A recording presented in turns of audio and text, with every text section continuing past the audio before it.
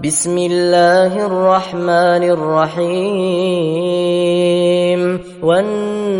والنازعات غرقا والناشطات نشطا والسابحات سبحا فالسابقات سبقا فالمدبرات أمرا يوم ترجف الراجفة تتبعها الرادفة قلوب يومئذ واجفة أبصارها خاشعة يقولون أئنا لمردودون في الحافرة أئذا كنا عظاما نخرة قالوا تلك إذا كرة خاسرة فإنما هي زجرة واحدة فإذا هم بالساهرة هل أتاك حديث موسى إذ ناداه ربه بالوادي المقدس طوى اذهب إلى فرعون إنه طغى فقل هل لك إلى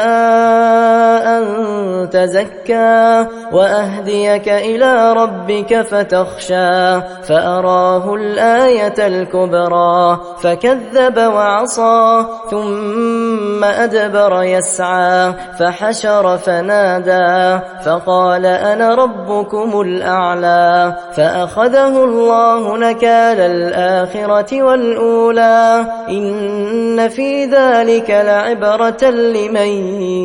يخشى أأنتم أشد خلقا أم السماء بناها رفع سمكها فسواها وأغطش ليلها وأخرج ضحاها والأرض بعد ذلك دحاها أخرج منها ماءها ومرعاها والجبال أرساها متاعا لكم ولأنعامكم فإذا جاءت الطامة الكبرى يوم يتذكر الإنسان ما سعى وبرزت الجحيم لمن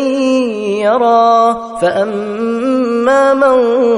طغى وآثر الحياة الدنيا فإن الجحيم هي المأوى وأما من خاف مقام ربه ونهى النفس عن الهوى فإن الجنة هي المأوى يسألونك عن الساعة أيان مرساها فيما أنت من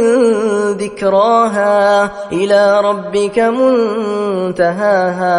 إنما أنت منذر من يخشاها كأنهم يوم يرونها لم يلبثوا إلا عشية أو ضحاها